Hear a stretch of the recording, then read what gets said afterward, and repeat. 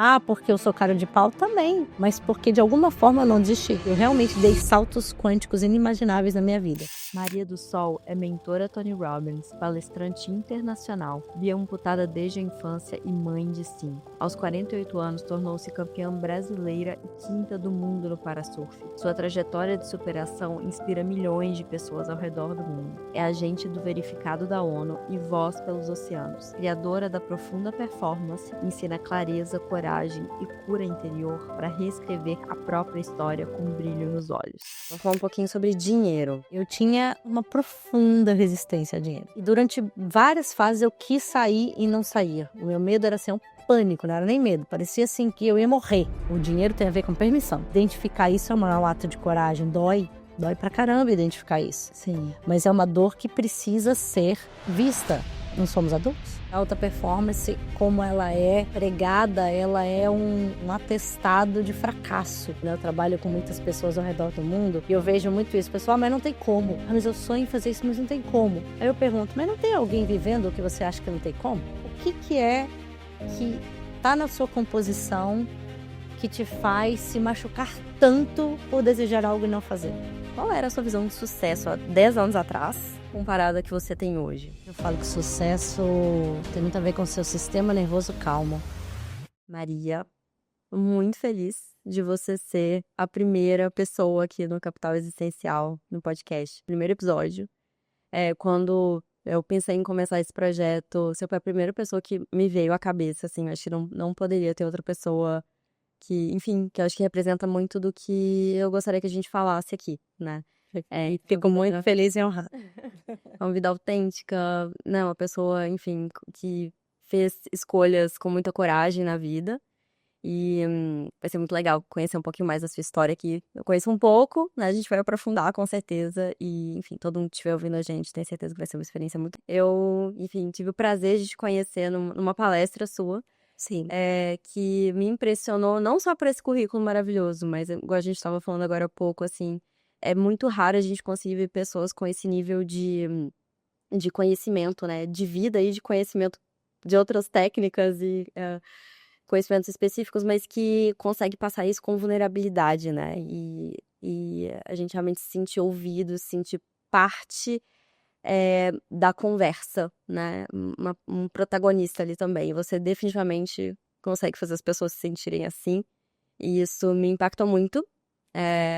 Enfim, e aí eu queria abrir agora, né? A gente começar essa conversa, você contando um pouquinho quem é a Maria, então, além do currículo, né? Então, conta um pouquinho pra gente aí da sua história. Obrigada pelo convite. Para quem está assistindo, é um prazer estar aqui.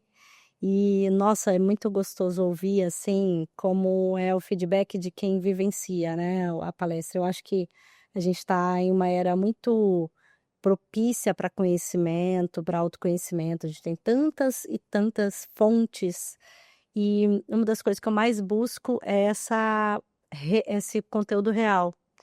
Essa experiência onde a gente não precisa sentir que eu estou ouvindo um professor, mas que eu estou sendo integrada numa experiência, né, e acho que por isso você sentiu a coisa da vulnerabilidade, porque no meu conceito de vulnerabilidade é força. É quando você consegue abraçar todo o seu ser como ele é, mesmo que tenha momentos difíceis, mesmo que tenha momentos que você não sabe nem o que fazer diante daquilo ali. E eu gosto de trazer isso também para que todo mundo possa sentir que está tudo bem sentir, né, e principalmente porque eu trabalho com mulheres, né. É óbvio que o meu trabalho alcança muitos homens, e até naquela coisa de Instagram lá é quase metade, né, naquela coisa de gênero, porém as mulheres são meu campo especial. Eu sou mãe de 5, né, eu tenho uma experiência da feminilidade muito gigante, então é realmente onde eu me sinto em casa, assim. E a minha história é uma história de muita necessidade de força, muita necessidade de coragem mesmo, e por isso que isso aparece tanto no meu trabalho, né.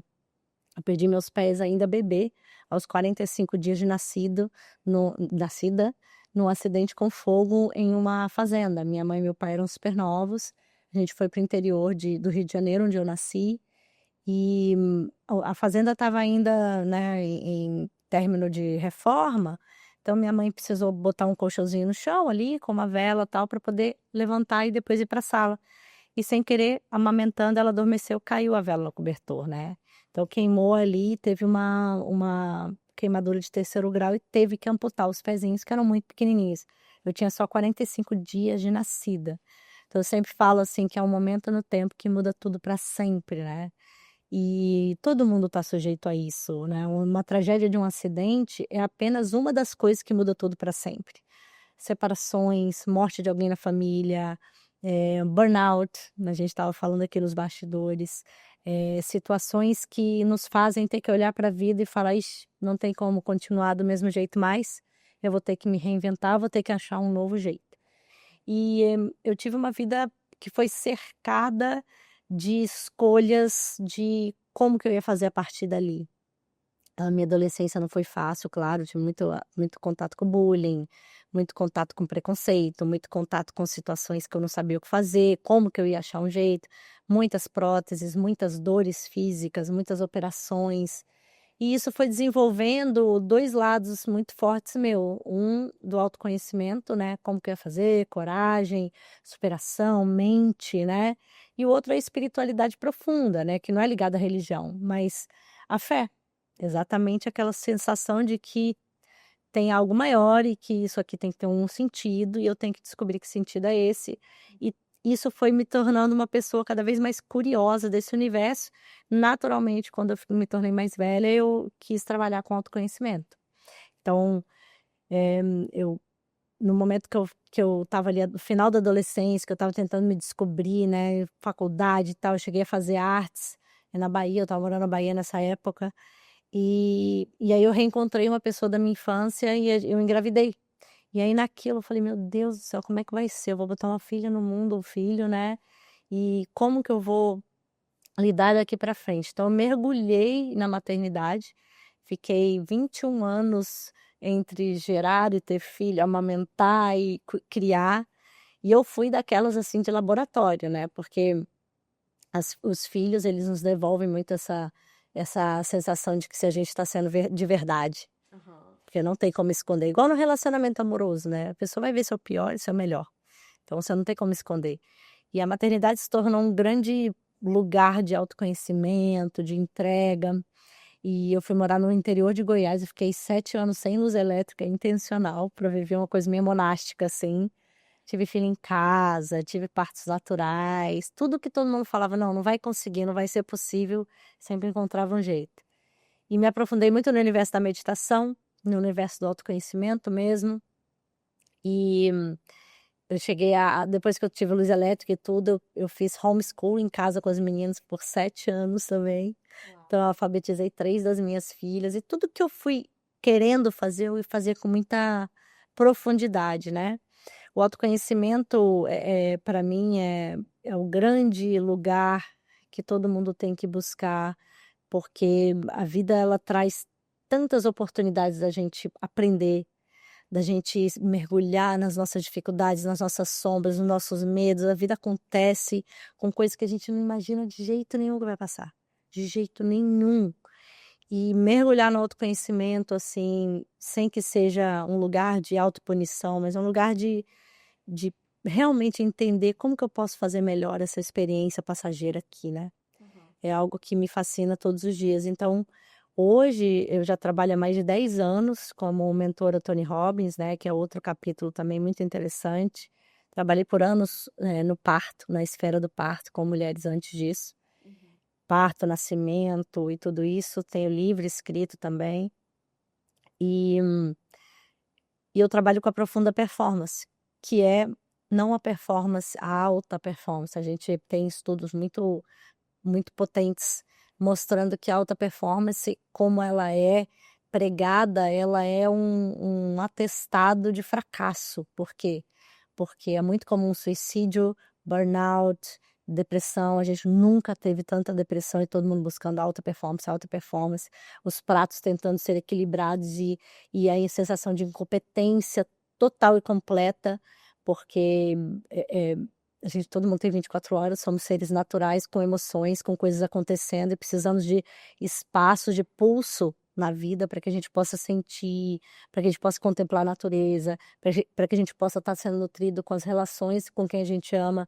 E quando isso não entra, você quebra, literalmente quebra. A espiritualidade, ela tem um jeito muito bonito de nos mostrar que a gente tem um limite e que esse limite, quando ele é respeitado, a gente vai muito bem.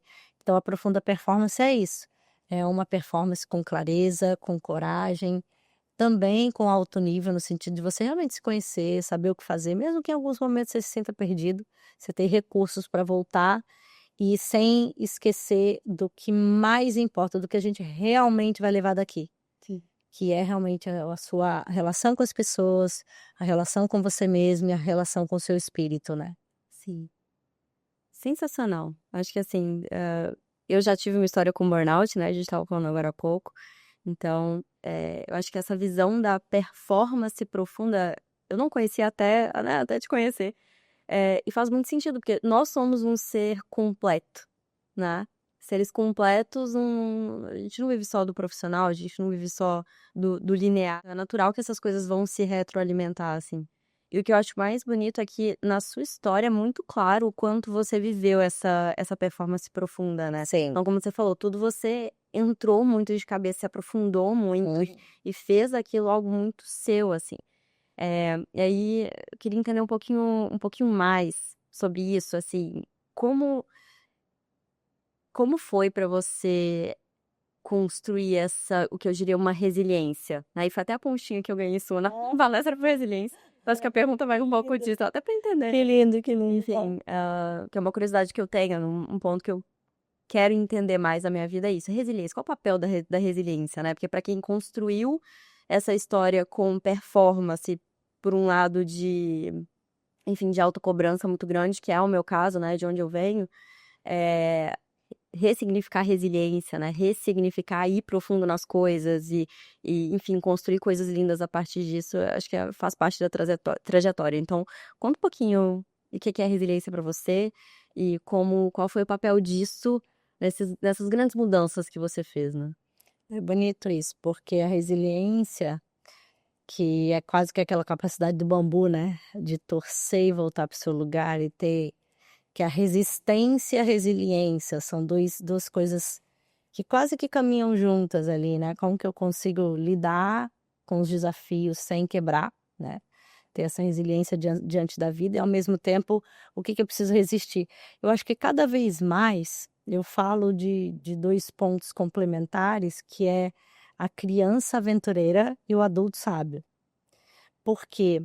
Porque ao longo de uma trajetória de vida do brilho nos olhos que eu falo, né, quando a gente tá caminhando pela vida e a gente tá lidando muito com essa coisa, eu tenho que resistir, eu tenho que dar conta, eu tenho que conseguir, e não tô conseguindo ter resiliência diante do que acontece, a gente acaba sentindo uma sensação que o corpo precisa quebrar, alguma coisa precisa acontecer para nos parar, para que a gente possa fazer uma trajetória diferente. Sim. Então a resiliência para mim, ela entra num lugar de aceitação, Uhum. que é muito louco isso, porque é uma aceitação com o crescimento dos nossos limites, Aham. junto com um olhar curioso diante do que nos convida. Aham. Consegue entender o que eu quero dizer? Que é como se fosse assim, esse adulto sábio, ele entende que tem coisa que eu preciso fazer para chegar onde eu tenho que chegar. Então, por exemplo, o corpo ele mostra muito isso, né. Se você fortalece um músculo, ele fica mais forte para você dar conta de outras coisas. Se eu escovo o dente todo dia, eu vou ter dentes para o resto da minha vida. Então isso é algo inegociável. Então é algo que você tem que persistir, o seu adulto sabe tem que estar junto. Uhum.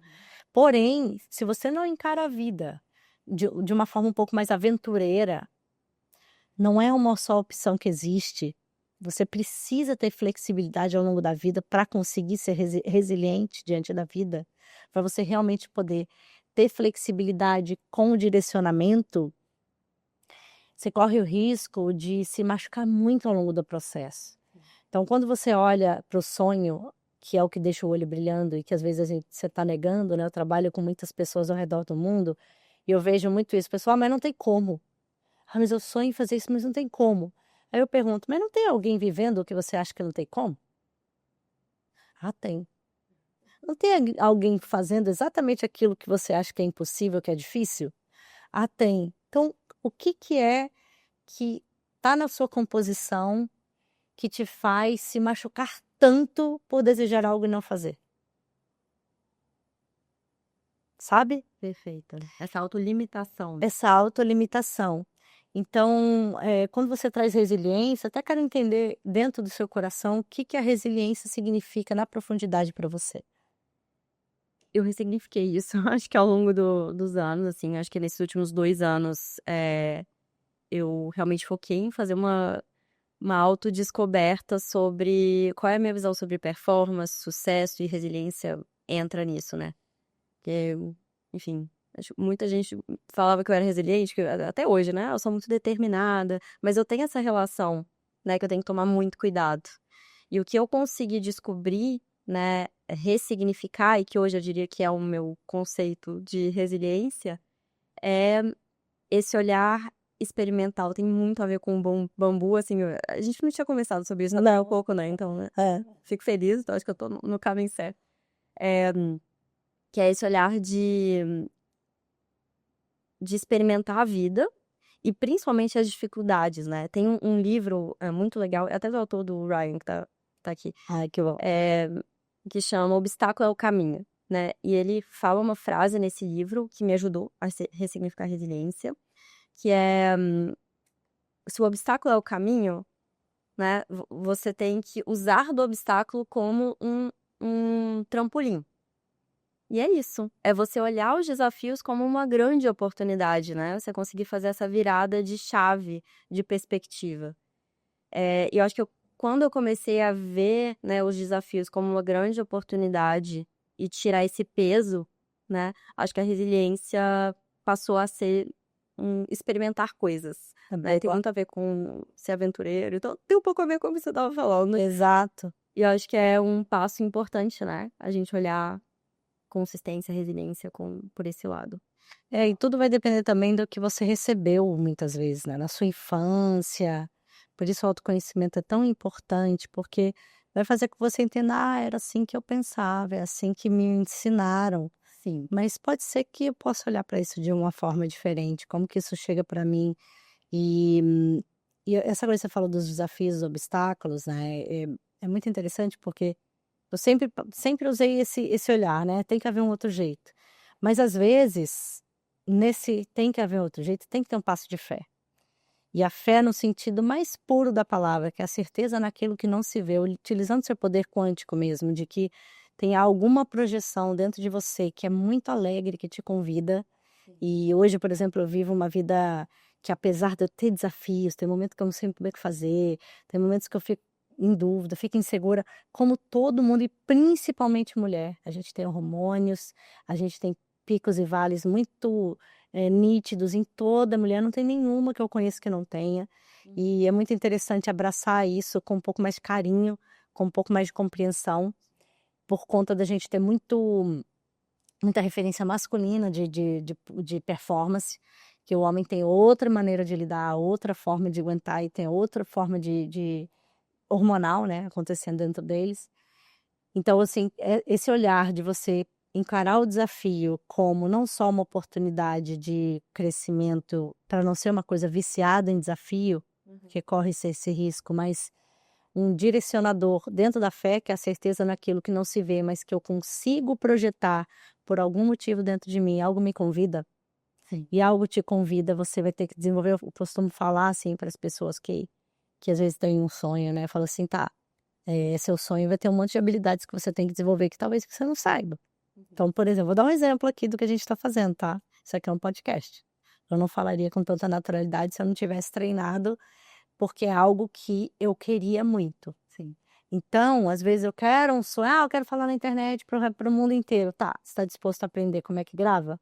Como é que fala numa câmera? Como é que se posiciona diante de perguntas? Como que funciona impostação de voz, comunicação, linguagem corporal? Tudo isso é aprendizado. Senão você corre o risco de estar sendo extremamente infantil em algo que te convida e criticando o mundo por algo que você simplesmente não se empenhou, né. Então, É. essa parte que é o adulto sábio. Porque a criança quer curtir, a criança quer uma coisa legal, quer fazer o que ama, quer se aventurar, quer curtir a vida, quer um monte de coisa, mas como que você encara o que está por trás para transformar isso em uma vida mesmo, que você leve aquilo que você esteja em alinhamento. Eu falo muito da congruência, né. Hoje eu vivo em completa integridade com aquilo que eu falo, completa integridade. Então assim, o que eu falo é o que eu faço, é o que eu vivo, é o que eu acredito, é o que eu vendo, é o que eu ensino, né. Então isso traz uma potência muito grande, então eu falo para todo mundo: busque a sua integridade, seja ela o que for, e desenvolva as habilidades, esteja com um terapeuta acompanhando, contrate um mentor, faça um curso. "Ah, é caro, é isso, é aquilo", todo lugar tem bolsa. Eu sou formada pelo método Tony Robbins e eu não paguei um centavo, eu ganhei. "Ah, porque eu sou cara de pau", também, mas porque de alguma forma eu não desisti, eu não desisti. Sim. Você falou dessa capacidade de visualizar algo que você ainda não faz, se inspirando em outras pessoas, né, pra tentar tirar aquela autolimitação que às vezes a gente se coloca. Eu queria te fazer uma pergunta, assim, sobre a sua trajetória, porque tem muita coisa que você fez, e você ainda faz, que talvez você não viu outras pessoas fazendo, né. Acho que pra uma mãe de 5, que estava ali no interior de Goiás, pensar em ir pra Floripa surfar, virar uma surfista profissional, talvez, não sei se a ideia era, né, virar uma surfista profissional de primeira, assim, mas conta um pouco disso, assim, você falou da espiritualidade, então eu imagino que isso tenha, né, Tem muito. um vínculo desse acreditar, às vezes, mesmo sem ver, mas, eu queria entender um pouco mais como foi esse processo pra você, desse grande salto, eu diria. É muito interessante porque tem coisa que a gente não explica, Uhum. né, você, por exemplo, foi para o Everest. Como que explica você ter vontade de ir para o Everest? Explicação nenhuma. Alguém te plantou esse sonho? Pai e mãe falava: "Ai, quero ir para o Everest", alguma coisa assim? Meu pai me deu um livro com 12 anos, foi o primeiro livro que ele me deu, era um livro sobre uma expedição para Everest, mas Aham. era uma expedição que praticamente todo mundo morreu, assim, não era nada para inspirar, Aham. né, uma criança de 12 anos a Sim, ir mas pra era Everest. algo assim: "Ai, você tem que ir para o Everest", ou Não, isso. Não, não. Tem coisas que são muito inexplicáveis, assim, que são talvez por isso que é muito importante para mim, cada vez mais, é não descartar toda a dimensão espiritual do ser. Porque tem coisas que são da alma, da sua alma. Eu nasci no Rio de Janeiro e fui com 7 anos morar em Brasília, que meu pai trabalhava na embaixada do Egito. E então eu fiquei no Centro-Oeste muitos anos, criei meus filhos no Centro-Oeste, adorava ali, mas o mar sempre foi uma coisa muito um lugar de muita integridade, entrega, leveza, né. Eu falo que eu nado melhor do que eu ando, assim, e é verdade, eu nado melhor que eu ando.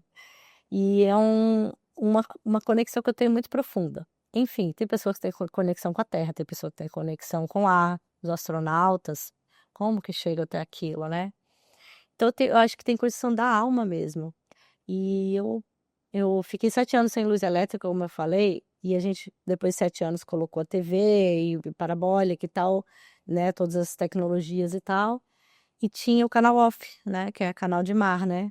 E eu não sei o que aconteceu, que a hora que ligou aquilo, eu falava para as minhas filhas, falava: "Cara, um dia eu vou viver essa vida, não sei por quê, não tem explicação". Eu com meu filho pequeno no colo, mas alguma coisa dentro de mim me dizia isso. Então, assim, tem coisas que não dá para explicar e você tem que viver, ou você morre frustrado que não viveu aquilo, tem isso também. uhum. E ali, aquilo foi sendo nutrido, eu na época eu era servidora pública federal, ainda tem isso, hein, ainda tem isso, que eu tinha um emprego estável durante muitos anos.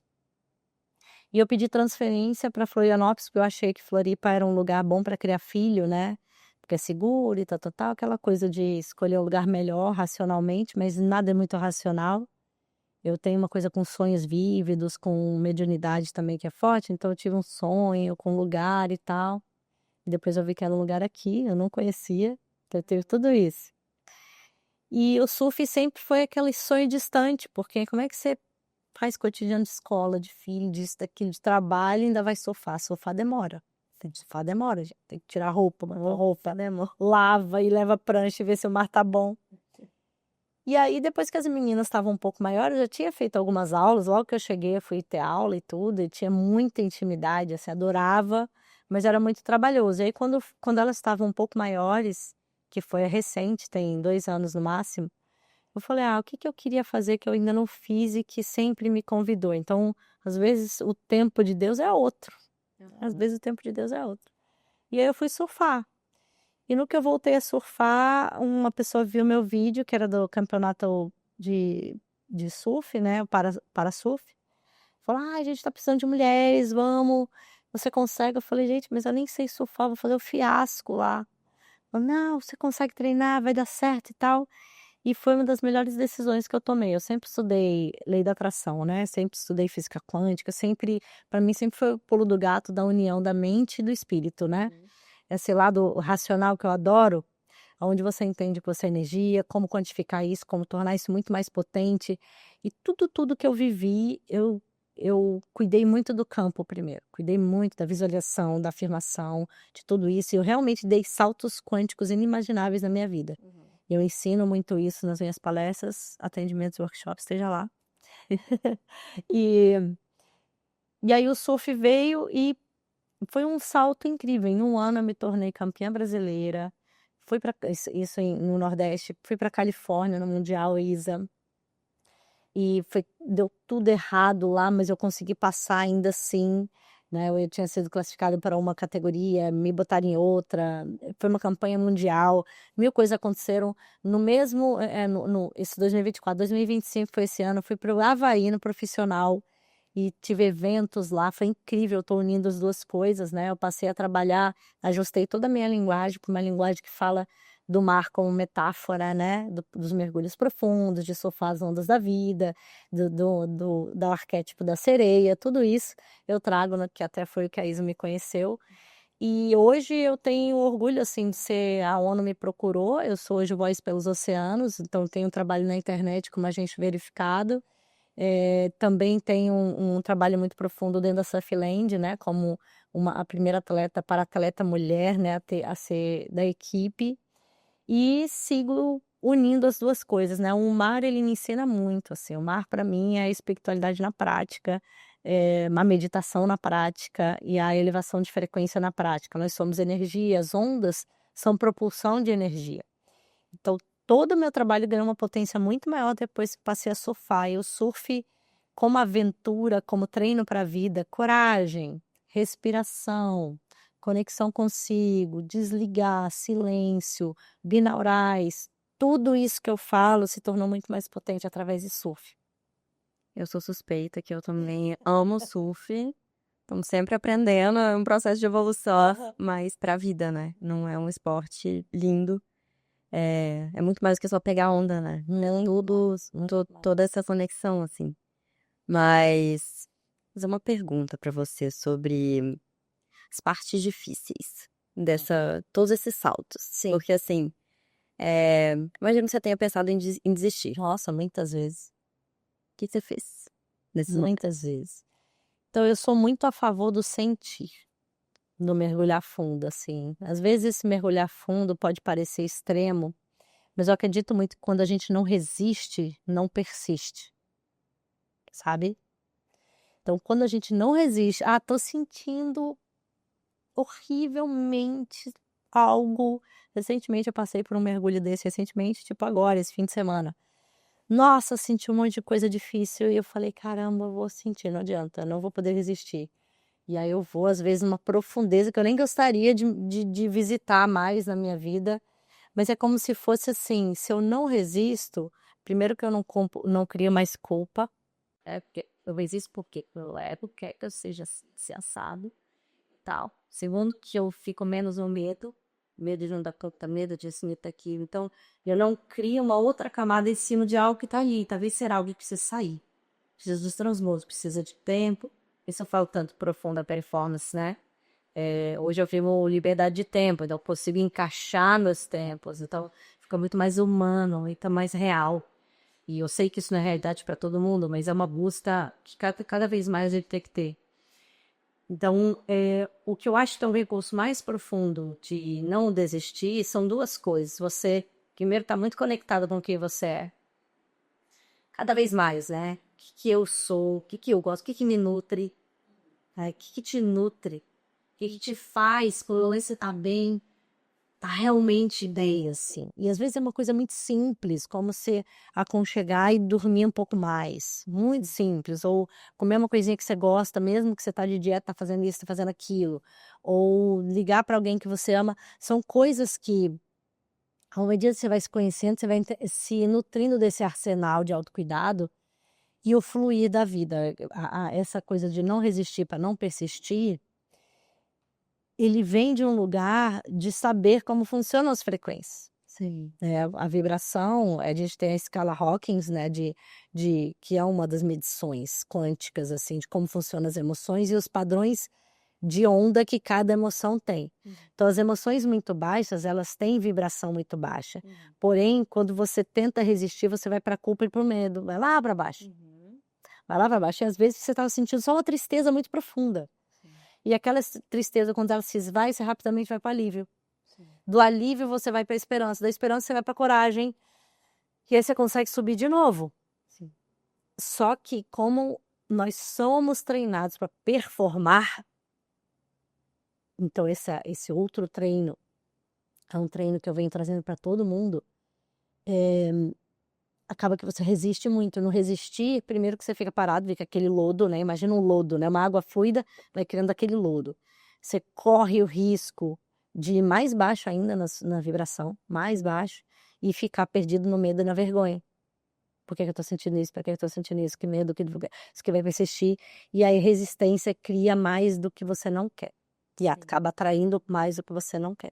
É um ciclo vicioso de drenando a Exato. energia ali, né. Então, sendo bem objetiva, as 2 coisas que mais me nutrem é não resistir e me cercar de cada vez mais autoconhecimento e para entender quais são as coisas que me nutrem, para eu voltar e voltar com potência, assim. E com aprendizado, né, para tudo em cima, né. Sim, com certeza.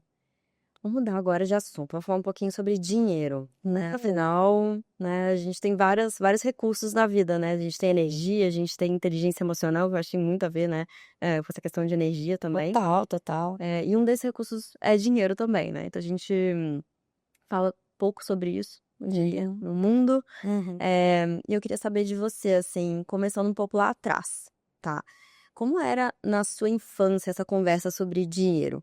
Você no seu meio, na sua família, onde você estava, enfim, como dinheiro era visto e falado sobre? Então, minha questão com dinheiro, assim, eu tinha uma profunda resistência a dinheiro, assim. Meu Deus, como foi difícil. A minha família, eu venho de pais que largaram tudo para seguir uma seita religiosa cristã que doou tudo e vivia da bondade de Deus, assim.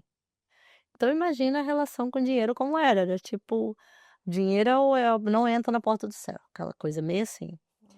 E E minha mãe, porque ela passou por muita privação no sentido de ser uma mãe solteira com um filho, porque meu pai logo eles se separaram, então ela teve que criar a gente muito sozinha, era eu e mais 2 irmãos, eu com deficiência, então ela teve uma experiência de vida após a maternidade muito delicada com dinheiro. E aquela coisa de pensão, que meu pai não conseguia pagar direito, e era sempre muita necessidade por causa de mim, né, que eram tratamentos caríssimos. Então eu vivi muito essa sensação esquisita dentro de casa com dinheiro, até porque a minha mãe em especial, ela foi de uma família muito rica, e meu avô separou, casou com essa secretária, aquelas coisas que acontecem, então ele perdeu quase tudo que ele tinha, então eles foram para uma relação com dinheiro totalmente diferente. Então eu cresci em uma bagagem de pessoas que tiveram muito dinheiro, então tem cultura, tem berço, como diz minha mãe, a gente tem berço, né. E minha avó mesmo vem de uma bagagem nobre, assim, que também teve uma queda super severa durante a vida dela. Então eu cresci naquelas pessoas que tinham berço, mas que não conseguiam mais viver naquele padrão, então criaram uma relação de que: "Ai, as pessoas com dinheiro são falsas, as pessoas com dinheiro são snobs e que poxa, e que isso". Então era um terror, assim, nesse sentido era muito difícil.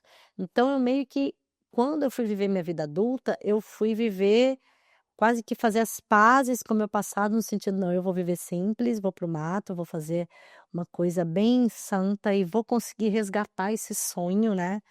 E nada mais distante da realidade, porque sou uma mulher com deficiência, tudo é caríssimo, tudo meu é caríssimo. E tem como lutar contra isso, faz parte. Então, durante muito tempo, era uma relação de dependência, porque eu dependia de quem me ajudasse, seja família, seja pai, seja, doação, seja o que fosse, Hum. e ao mesmo tempo vergonha, porque todas as vezes que eu ia buscar dinheiro eu achava que estava errado, eu achava que não era por aí, então eu sempre doava muito, sempre estava me desgastando, sempre me sentindo não boa o suficiente, sempre sentindo injustiçada, porque eu fazia tanto e ninguém me pagava direito e até que eu fiz um serviço público, que era um serviço público que eu entrei no básico, né, porque eu não concluí o nível superior, entrei no de nível médio, então não dava, assim, para sobrar, então também era administração de recursos. Casei com uma pessoa que tinha uma péssima relação com dinheiro, né, a gente ficou 21 anos junto e hoje a gente está separado, as filhas são todas dele, né. E isso era a bagagem que eu tinha. Depois que eu fui para o Tony Robbins, que foi uma experiência muito incrível nesse sentido, e sempre dentro de mim tinha uma coisa muito conflito: "Gente, não faz sentido isso", porque dinheiro é energia também. Se tudo é energia, dinheiro é energia. Eu já tinha esse questionamento, já estava nessa busca, já tinha tido acesso à lei da atração e tudo. E e eu ressignifiquei muito essa minha relação com o dinheiro. Muito, muito, muito ao longo dos anos, né. Então foi um salto muito louco, assim, mas foi péssimo na infância. Sensacional. A história, assim, eu acho que, enfim, é isso, né, o dinheiro faz parte das relações, Aham. né, então é um espelho de muitas coisas que a gente vive e que a gente tem que ultrapassar, assim. Eh, mas você comentou dessa experiência, né, fazendo a formação, né, como coach, né, do Tony Robbins. Isso foi um momento ali de virada de chave para ressignificar essa relação, ou tiveram outras coisas que você, eh, trabalhou para ultrapassar essa sensação de vergonha, de culpa, né, várias que você descreveu. Assim, quais foram os pontos de virada que você conseguiu ressignificar, assim, se Uhum. tivesse que definir? Tiveram vários, né. Um deles foi a compreensão da abundância como um todo, porque uma vez que você tem uma visão minha bagagem, apesar de ter sido ruim com dinheiro, tinha muita relação com milagres. E a relação com milagres no sentido mais bonito da palavra, né, que tudo é recurso, Uhum. tudo é recurso, a abundância ela não é só financeira, a energética de você gerar abundância em todas as áreas e bloquear alguma, é que você tem que observar. Então, por exemplo, tem gente que tem um desbloqueio para o dinheiro enorme e não tem desbloqueio para relação. Uhum. Então não transbordam relações bacanas, não transbordam, ligações genuínas, né. E aquilo é uma escassez enorme, porque não tem como você comprar pessoas, não tem como comprar. Tem pessoas que têm uma relação muito boa com, uma mãe super generosa, super queridinha, mas tem uma saúde que é horrível, então ela não tem abundância naquela área, né. E então, quando você percebe a abundância e qual a área que está bloqueada a abundância, você começa a entender quais são as sombras que estão ali por trás. Eu, por ser uma pessoa que superei muito e tive muita ajuda, né, tive muita ajuda financeira, de tudo, sou extremamente grata por tudo, desde a minha das campanhas, as primeiras próteses que eu precisei fazer, Uhum. de uma certa forma, eu tinha dentro de mim esse lugar talvez do vitimismo, ou talvez que eu não ia conseguir, que as pessoas precisavam ajudar, Uhum. e isso eu precisei superar, eu precisei vencer esse lugar e falar: "Não, eu tenho capacidade e condição", mesmo que em algum momento transborde em mim outras coisas. Então, por exemplo, para ir para o Havaí mesmo, tiveram campanhas e no Havaí foram, como é que chama? Fundos relacionados a atletas e tal. Ótimo, isso aí não tem problema nenhum. A minha prótese mesmo foi uma doação, no sentido de era prótese dos Estados Unidos, Uhum. foi uma doação, porque tem um fundo para atletas que podem ter esse recurso. Então não tenho nada contra isso, é abundância em todos os lugares, mas não veio de um lugar de vítima, veio de um lugar de: "Caramba, que legal, tanta coisa que essa mulher faz, vai ser um prazer apoiar ela, vai ser prazer superar". E também não ficar no lugar de herói, que eu tenho que fazer muito para merecer, que isso é outro lugar também que é de escassez, né, ou seja, você precisa estar em escassez energética para você merecer ganhar, que é aquela coisa trabalho duro. Aham. Então é tanta coisinha que você tem que desbloquear para abundância. Então hoje, assim, apesar de ter momentos que as relações não estão tão legais, ou a saúde não está tão legal, ou às vezes o dinheiro não está tão legal, porque a vida ela não é linear, você tem que estar preparado para o que vai acontecendo, o que vai fluindo. eu sinto que, em geral, como um todo, se eu olhar, tem um jardim florido, assim, sabe, tem um jardim florido, que é em relações, em transbordo de mensagem, é em trabalho, é em dinheiro. Então, esse olhar que é da profunda performance que eu trago, foi me curando a relação com o dinheiro e o entendimento de que você pode se doar, você pode fazer coisas que você escolheu se doar, mas quando você transborda e irradia, é quando você está em equilíbrio em todas as áreas, e o dinheiro é uma delas muito importante, ainda mais no Brasil, porque fora do país é muito mais valorizado, serviços e trabalho, é muito mais compreensível isso aí. Uhum. Aqui não, a gente tem uma relação com o dinheiro muito distorcida e doentia ainda, né. Sim. Eu acho muito legal você ter trazido essa ótica sobre escassez que a gente não fala muito, que é o mais é sempre melhor e tenho que trabalhar duro para receber, né. Que muita gente ainda associa isso como uma mentalidade positiva sobre dinheiro, né, sobre correr atrás, etcétera, mas ela também é um sintoma de Ó, escassez, né. tá. Então acho e super conectado com toda a relação ali de alta performance, né, e que acaba levando a burnout que a gente falou antes, então acho isso Totalmente, muito legal. E eu queria totalmente. te fazer uma pergunta, assim, pegando essa mudança de mentalidade que você descreveu sobre escassez, enfim, e também, né, considerando a sua história, você sair dessa trajetória profissional, muito focada em, não focada, né, mas que tem muita estabilidade, Uhum. né, e ter a carreira que você tem hoje, né, assim, como o que que te levou até essa coragem de falar: "Não vou mais buscar uma estabilidade, por si só", né, a estabilidade ela pode ser uma consequência como, né, vem a ser, mas eu vou buscar o mais. Como f O que que te levou a fazer essa transição? Então, assim, é muito legal essa pergunta, porque ela abrange tantos fatores, abrange os medos que a gente constrói, abrange a opinião dos outros, abrange a vontade de fazer algo diferente e abrange a realização de sonhos, né. Então tem vários fatores que eu acho que pode ajudar quem está ouvindo também. Um deles é sempre pensar: "Tem alguém vivendo o que eu gostaria de estar vivendo". Eu sempre penso isso, tipo: "Tá, tô com medo", eu tive muito medo de sair do serviço público, né, tive muito medo mesmo, porque imagina, tem todo mundo tem uma sombra, né, tem um fantasma ali atrás, né, qual que era o meu fantasma? "Meu Deus, vou ficar sozinha e não ter dinheiro para me sustentar, e se acontece alguma coisa comigo, eu não tenho minha estabilidade". E aquele fantasma, às vezes, ele é muito maior do que a sua vontade, que tá ali, esmagando você por dentro, você tá insatisfeito, vivendo empurrando o negócio com a barriga, fazendo mal feito, dando seu pior, não é nem seu melhor, em um trabalho, porque algo te convida. E durante várias fases eu quis sair e não saía. O meu medo era, assim, um pânico, não era nem medo, parecia, assim, que eu ia morrer se eu saísse, sabe, assim, era como se eu estivesse me jogando no abismo. Então eu fui construindo de forma madura, né, que foi amadurecendo ao longo dos anos, tanto a minha carreira que eu tenho hoje, em paralelo, quanto a mentalidade de que: "Caramba, tem pessoas vivendo isso, ninguém está morrendo de fome, ninguém está passando, aperto, necessidade". O empresário hoje é quem mais ganha dinheiro, é o empresário, não é quem é empregado. É verdade, né. Uhum. Não que ser empregada seja ruim, mas o meu chamado era esse. Esse era o meu chamado Sim. e gritava, eu me sentia incongruente, eu me sentia mentirosa, eu me sentia, drenada de energia muitas vezes, tive burnout algumas vezes, assim, de me sentir muito, impotente, escassa de energia, né.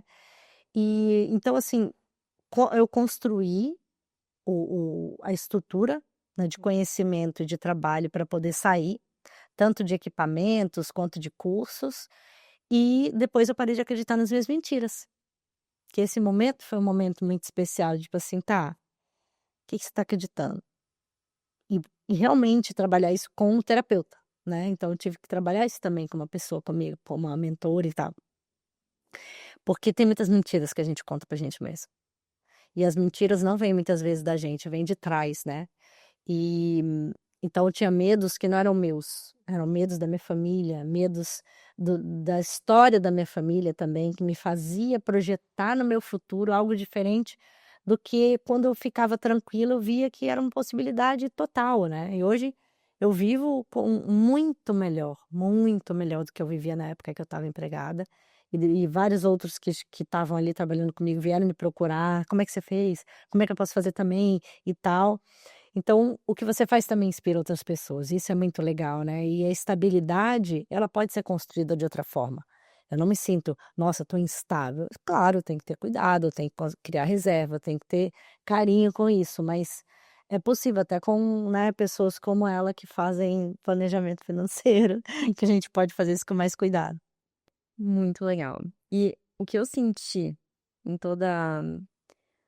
todo podcast, na verdade, aqui, né, tiveram vários momentos, assim, que você foi pincelando essa ideia de que o nosso caminho, ele é construído pouco a pouco, né, não existe uma grande descoberta, né, não existe aquele momento que você falou: "Eu vou lá e vou fazer tudo, vou largar a minha carreira, onde eu moro", e não existe, né, esse momento que às vezes muitas vezes a gente acha que vai aparecer e a gente fica um pouco passivo esperando, né. Uhum. É todo um processo de experimentação que tem a ver com a resiliência, de autoconhecimento para saber qual, né, ler o resultado que está vindo desse experimento Uhum. e ter a coragem de enfrentar os momentos de autolimitação que aparecem, né. Sim. Então acho que o propósito é muito isso, né, ele é construído, né, acho que até o Jay Shetty acho que fala disso, né, que o propósito ele é muito mais um processo de coletar coisas do que um processo de descoberta determinístico, assim.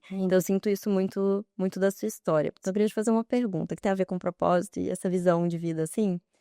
Eh, Qual era a sua visão de sucesso há 10 anos atrás, comparada à que você tem hoje? Teve muita mudança? Então, assim, hoje eu falo que sucesso tem muito a ver com o seu sistema nervoso calmo, Hum, nossa, muito bom esse. sabe. E claro que no processo disso talvez você encontre momentos, eu, por exemplo, me encontro em um momento aonde eu preciso fazer um pouco mais para relaxar um pouco mais, ou seja, eu estou ajustando algumas coisas de trabalho, porque eu tenho ainda uma filha em idade escolar. Mas a minha meta de vida, que eu já construí ela, só estou finalizando um período escolar da minha filha, que é ser nômade digital mesmo, assim. Mesmo que eu tenha uma parada fixa, porque eu tenho família, né, e adoro estar junto, mas hoje eu posso trabalhar da onde eu quiser, com o fuso horário que tiver. Então essa é uma conquista que eu queria. Mas o sistema nervoso calmo, que muita gente esquece o que que significa isso, né, você não consegue pensar e escolher direito se você não tiver com o seu sistema nervoso calmo. Então, o sistema nervoso calmo, ele tem a ver com essas práticas espirituais e as práticas físicas, né, que são, você cuidar do seu emocional, do seu físico e da sua rotina de forma que você consiga estar podendo tomar decisões e ter estrutura para poder lidar com tudo, porque não adianta dizer que uma pessoa que está estressada, fazendo tudo ao mesmo tempo, sem cuidar da natureza do corpo, das suas emoções, da sua conexão com o fé, não vai poder tomar uma decisão correta. Ela vai poder viver uma vida que realmente ela se sinta satisfeita. Ela pode estar viajando para Maldivas e ela não está bem. Não está bem, não adianta dizer que não está. Está postando lá maravilhosa e deita a cabeça no travesseiro e fala: "Caramba, como é que eu vou dar conta?". Como é que eu vou lidar quando eu voltar? O que que vai acontecer? E sei que tem muitas pessoas aqui que estão assistindo que podem se identificar com isso. Então eu estou buscando, e já vivo isso em vários momentos da minha vida, esse lugar de sistema nervoso calmo, da minha estrutura, como um todo tá alinhada com o meu ser, e é preciso coragem, gente. Não tem jeito para fazer, para construir isso, é preciso coragem, que é o que é coragem? A palavra é agir com o coração. Ou seja, está muito conectado com o seu sentir e está muito conectada com agir, porque no seu sentir você vai poder identificar várias coisas. e você vai sair de arquétipos que você construiu, do mártir, do herói, da vítima, do que dá conta de tudo. Todos esses arquétipos que a gente constrói, se identifica, porque em algum momento da vida isso nos nutriu ou nos fez bem, que de repente é uma lança nas suas costas, impedindo o seu sucesso. Então o sucesso, também tem a ver com alegria. A alegria, ela se não tiver alegria, você não tem brilho nos olhos, e brilho nos olhos, se você olhar uma pessoa e ela estiver falando sobre algo que importa para você, olha nos olhos. Esquece a roupa, esquece o título, esquece tudo, olha nos olhos. Tem brilho no olhar? Pode ouvir aquela pessoa, não tem, é um personagem. Sinto muito, mas é. Ela não está vivendo aquilo que ela prega. Isso é algo muito importante. Genial. Adorei isso. E é muito isso, assim, foi o que você falou mais cedo, quando a gente tá vivendo incongruência, né? A palavra que você usou, tudo, você gasta menos energia, porque não existe, né? Então tudo fica fluido, não só no sentido de gerar resultado, né? Mas no seu dia a dia, né? No quão fácil as coisas estão sendo. Então, acho que esse é um ótimo indicador, né? Pra saber se você tá no lugar certo, assim. E eu gosto dessa visão de sucesso, né, que você trouxe, que envolve muita felicidade. Era até uma pergunta que eu ia te fazer, e você já respondeu.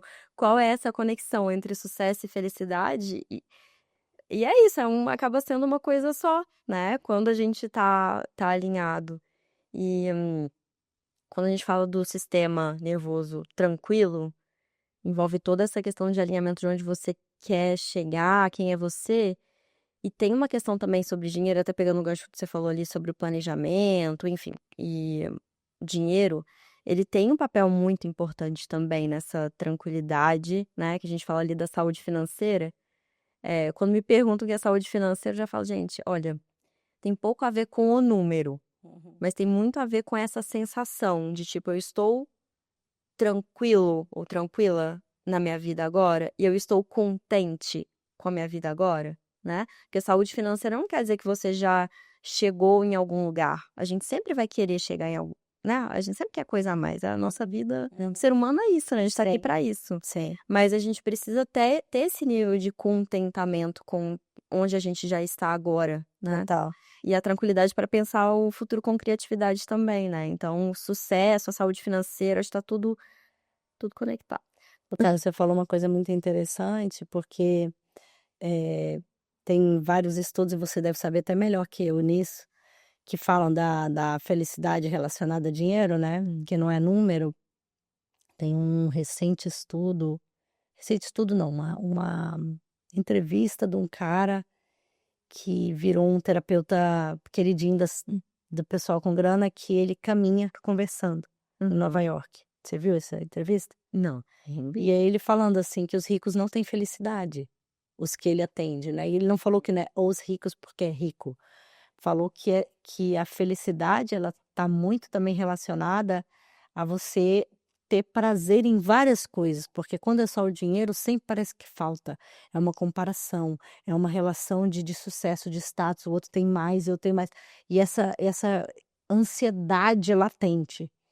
Por isso que eu falo de abundância, né? Então, quando eu me relaciono, falo de dinheiro, eu sempre falo de abundância. Mas, para mim, hoje, a saúde financeira, ela é completamente saudável olhar para isso, né. Tá, o que que a minha estrutura, porque vai depender. Você, por exemplo, que está aí me ouvindo, de repente não tem filhos ainda, não pensa em ter filhos, quer uma vida onde você queira comprar uma casa e ter uma estabilidade ali e tal. Para mim, já o meu estilo de vida, como eu tenho filhos e tenho uma deficiência, é outro padrão. Tem gente que gosta de um nível de conforto diferente, mas basicamente, tem muitos estudos que mostram que tem uma certa quantidade de dinheiro que para todo mundo dá para ser feliz. Acima disso e abaixo disso não muda a qualidade de vida, então é muito mais emocional. Ou seja, se você consegue comer, beber, dormir, cuidar um pouco do seu futuro, conseguir presentear e fazer alguma coisa com as pessoas que você ama, e ter uma certa liberdade em termos de mobilidade geográfica, poder fazer uma viagem, fazer uma coisa assim, você já tem o que você precisa em termos de financeiro e que te daria felicidade. Se você não está contente em ter um padrão que te dê isso, não é a quantidade de dinheiro que vai mudar isso. Então você tem que olhar para as outras áreas que estão pegando. E tem um estudo, o maior estudo sobre felicidade já feito em Harvard, que fala, né, que a felicidade está nos relacionamentos. Está na saúde relacional mesmo. Então, muitas vezes, você está querendo cobrir a sua falta relacional, a sua falta de se amar com o dinheiro. E aí sim a coisa fica problemática, aí sim fica complexo demais. Mas a gente não está querendo tirar aqui um foco muito importante, que é qual que é a sua relação com merecimento, permissão. Porque existem grandes estudos já mostrando também que o dinheiro tem a ver com permissão. Por que que eu não permito que o meu serviço, aquilo que eu trago para o mundo, pague com tranquilidade as contas do que eu vivo em um padrão que eu considero confortável para mim? Sim. Essa permissão tem a ver com a infância, tem a ver com medos, crenças, tem a ver com o arquétipo, né? Então, assim, o arquétipo da vítima, Uhum. a vítima tem que sempre ser ajudada, cuidada. Então, se ela tiver dinheiro, ela não vai ter mais essa atenção. O herói também. O arquétipo do herói, não, ele tem sempre ser o mártir, sempre ser o que ajudou, o que carregou, o que fez. E, ó, meu Deus, vamos ter que, né? Então, sair desse lugar e ser o provedor, ou ser a pessoa que não precisa ser olhada desse jeito, Sim. envolve trabalhos internos muito grandes, né? A culpa, eu gero culpa em alguém que eu acho que deveria me ajudar, meu pai, minha mãe, minha família. Então, se eu progredir, eu não preciso, eu quebro esse elo. Sim. Então, a minha permissividade de ganhar dinheiro, eu sempre vou gerar escassez. Não importa o quanto ganhar, É. vai gerar, drenar aquele dinheiro, por quê? Porque, na verdade, a minha criança quer ser vista, ou a minha falta de entendimento do que é que está gerando aquela escassez, né? Uhum. E identificar isso é um ato de coragem, dói pra caramba identificar isso. Sim. Mas é uma dor que precisa ser vista. Não somos adultos? Nós Exato, somos adultos. exato. Eu acho que o dinheiro, ele se tornou muito mais do que só uma medida de valor de troca monetária, né, ao longo da história da humanidade. Hoje ele é uma medida de valor de identidade, de isso é bom ou é ruim. Uhum. E aí acho que mora o grande problema, né, porque é algo que a gente definiu como uma grande força da natureza, pouco se questiona, né, se a gente tá aqui falando de conceitos que, né, tem pessoas que às vezes vão ver: "Ah, não, mas, falar sobre esse conceito de existe um valor que pode ser suficiente, gera desconforto nas pessoas, né. Tem muito desconforto sobre esse assunto, porque se definiu que não pode se questionar muito a dinâmica, né, tem uma moral própria ali. Sim. E aí quando a gente atribui algo que é totalmente externo a gente, o nosso valor, a nossa identidade, Uhum. né, isso se torna muito complexo, né. Então acho que conseguir desvincular o nosso valor de algo que é totalmente externo e que é só uma ferramenta, acho que é um desafio muito grande aí da nossa sociedade. Sim, sim. Sou complexa para ajudar muito, né. Nossa, muito. E trabalhar muito o ego, né? Porque o status no mundo que, se a gente olhar do ponto de vista ecológico, né? Ecologicamente falando, nós somos natureza. Somos natureza, né? Esse planeta ele pulsa conosco. Toda a nossa formação bioquímica, o ar que a gente respira, a água que a gente bebe, a comida que a gente ingere, é natureza. Então, trazer um lugar de equilíbrio financeiro com equilíbrio ecológico e social, consciência social e ecológica, é muito importante. Então, assim, existe um adoecimento geral com relação ao dinheiro, que é o status, que é um consumismo desenfreado num planeta finito, tão lindo, tão potente, aonde a roupa não deveria definir nada com relação a nós, nem o que a gente tem materialmente, mas sim o nosso valor humano. Nosso valor humano deveria ser o maior valor de todos e a capacidade da gente se sustentar sem pesar para ninguém, É. antes de tudo. E o transbordo disso, uma pessoa consciente teria que ir para o social, ambiental e familiar. E é isso. Sim. Além disso, sinto muito, mas você vai ter que rever seus conceitos. Vai ter que evoluir um pouco. porque a roupa, ela tem que ser pensada em nível ecológico, em nível do que ela está fazendo, os produtos que você consome, a quantidade de acúmulo que você está gerando, tudo isso está gerando para o único lugar que você se sustenta, que é a vida como um todo, que vai ficar para os seus filhos, que vai ficar para outras gerações. Qual que é a sua atitude e a sua responsabilidade dentro disso, né? Eu vou pegar toda essa frase sua agora e vou te fazer uma pergunta, que eu acho que eu queria te fazer há um tempo. É. Eh, o que que você quer deixar aqui? Falando de propósito, né, a gente tá falando de propósito, de legado, né, que não é material. Qual que você diria que é o seu, assim? Eu acho que, assim, acima de tudo, que você tenha coragem de fazer as suas transições e mudanças ao longo da sua história, para que você se encontre mais íntegro como pessoa nesse mundo e como ser social, né, e ambiental também. Eh, Tendo mesmo essa coragem de ser quem você é, de aceitar as suas dificuldades. Eu tenho que toda hora me deparar com 1000 dificuldades que acontecem, eu tenho que escolher e ter coragem de fazer essas travessias internas, mergulhar fundo e surfar a onda da vida mesmo. Vai ser lindo ajudar cada vez mais pessoas, né, a fazerem isso. Tenho certeza que você é a pessoa para fazer isso acontecer. Pelo menos já me ajudou muito até então.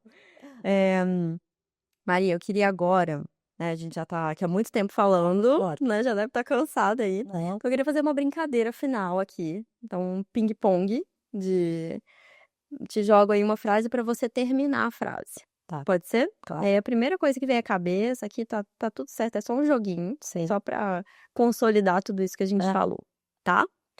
Então vou começar. Dinheiro para mim para você no caso. Liberdade. Eu me sinto mais livre quando Meu sistema nervoso tá calmo. um medo que ainda estou enfrentando. Medo que ainda estou enfrentando. Lidar com preconceito e a falta de acessibilidade. Um luxo que quero manter. Mas quero manter surf. Ai, é o meu também, adorei. Surf. É o meu também, tô junto. Um não que mudou sua vida. Um não que mudou minha vida. Relações tóxicas. Uau, muito bom. Acho que serve pra muita gente, esse. Uma música pra um dia difícil. Música pra um dia difícil, aí você me pegou. Haverá de haver um dia. Ah, Uhum. muito bom. Um investimento que simboliza quem me tornei. Autoconhecimento, com certeza, e espiritualidade, não tem outro caminho. Esse aí eu acho que até eu conseguiria responder de tanto que você vibra, né? Isso, então, congruência. Se eu perdesse tudo amanhã, recomeçaria por? Conexão com a minha alma. Eu começaria de onde você começou, né? E aí, por último, eu queria te pedir para deixar um conselho para as pessoas que estão nos ouvindo e querem viver uma vida mais autêntica. Aí tem uma frase que tem, eu sou de frases de períodos, né, e nesse período eu tô muito congruente com o que eu não tô mudando, eu tô escolhendo. E isso é algo que não é para ser lidado como uma frase de coach ou uma frase de enfrentamento, mas uma frase profunda, né. O que que você está escolhendo que você gostaria de mudar? Porque você achar que tá parado e que você tá sendo legal e que você não tá atrapalhando ninguém, em uma vida que te convida à evolução, o que você não tá mudando, que você já sabe que precisa mudar, você tá escolhendo, e essa é uma verdade muito dura, seja nos relacionamentos, seja no trabalho, seja no dinheiro. E embora às vezes possa levar um tempo, às vezes envolva outras pessoas, né, sempre tem como encontrar um jeito. Sensacional. Maria, muito obrigada por essa conversa. Já saí daqui aprendendo um monte e tô muito feliz de você estar aqui com a gente. Obrigada. Quero te agradecer pelo convite, pela qualidade do seu conteúdo, pela beleza do que você fez de mudança também na sua vida, que assim, eu acho muito lindo porque tem uma congruência muito grande com o que eu acredito. Sigam, tá? Maravilhosa. Sigam a Maria também, a gente vai deixar aí todos os seus contatos, tá bom? Obrigada.